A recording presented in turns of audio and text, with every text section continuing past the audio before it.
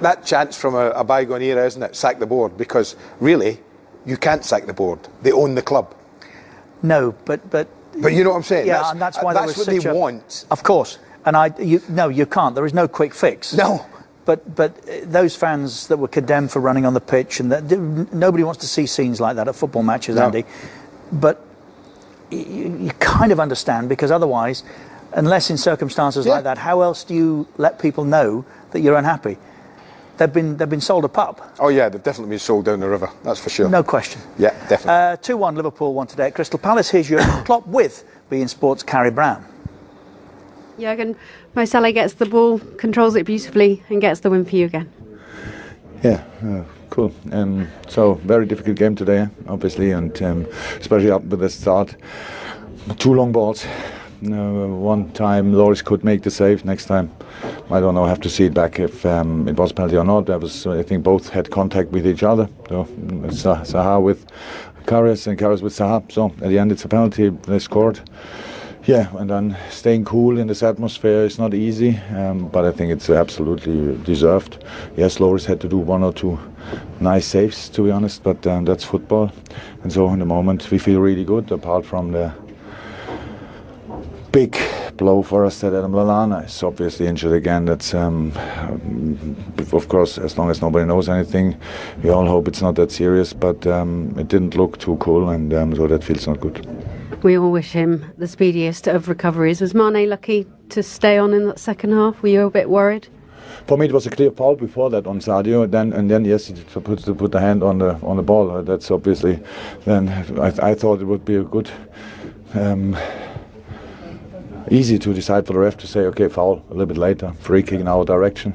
So he decided free kick in the other direction. In this moment, I was sure he's now off the field with a second yellow card. But to be honest, the first yellow card was for me not a yellow card, and it was then because there's a clear contact around the penalty, and then you have 80 minutes, so Adebayo is whistling at you, it creates a situation. So I think he was in that situation lucky not to get a yellow card, but in general, I think he should have stayed on the pitch. Thank you. Exactly what we said, wasn't it? As we thought. Our feature match here, up next, West Ham against Southampton. That's where we're going.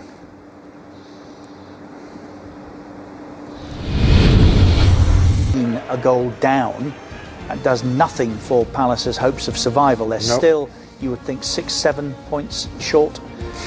And let's look at the games.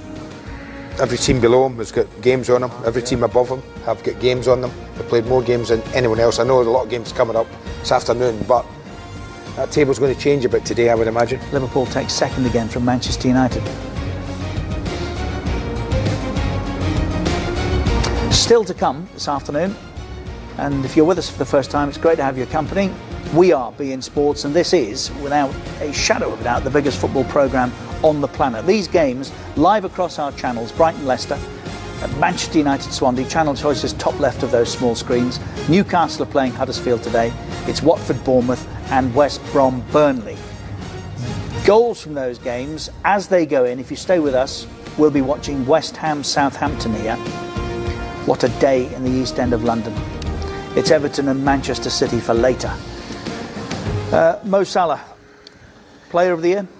I think most definitely. He scores goals, he's creating goals, big goals, important goals, winning goals. Yep, without a doubt. I think De Bruyne has been outstanding. David Silva has been outstanding. But when you score as many goals, obviously Harry Kane, we've got to mention him as well. But when you're scoring so many goals week in, week out, he deserves it. And on top of that, it's his first season in the Premiership. What a take again, wasn't it? It's a lovely take, Richard. A guy who's full of confidence. But I would like to mention Andrew Robertson. When this ball goes to the far post, there's an awful lot of players would have been tempted to have put their laces through that and try for a World Cup goal. What Robertson does beautifully, he just controls it. He's looking for Firmino here, and he just overhits it a little bit, but Salah's right on the spot to one touch and in. It typifies Klopp's tactics. This comes in from one side. That's normally a winger that's up there. That's your left back, Robertson, in that position. And they deserve to win and score goals when you're committing bodies forward. I mean, it's such a lovely touch from Andrew Robertson, this. It's not easy. No. And look at the way he just feeds it in there, beautifully. And it's just composure. Salah, fully confidence. You're Many, right. I'm sure, would have tried to hit it first No, time. he's cushioned it in, and again, he's full of confidence. Yeah, Brilliant. Clive Allen mentioned it. He made it look easy. I think that's the only thing you would say about him. This is the equaliser. Yeah, I mean, I don't know why Sacco, for me, is trying to bring the ball down on his chest at the edge of his own box against a team like Liverpool, because they never recover from it. And that's what happens. Just head the thing clear. And watch Sacco's. What's the defending? Watch him watching the ball. He's got to be looking over his shoulder. Look over your shoulder. Check. Always tell defenders, check your shoulder. Look what's behind you. He doesn't know he's there. Now, He's just gone wrong shocking. side. Ball watching from Sacco. Poor defending, but good play. Good play from Liverpool. Marnie, of course, who might count himself fortunate to have not been sent off for a collection. He should have been two sent yellows. off. The game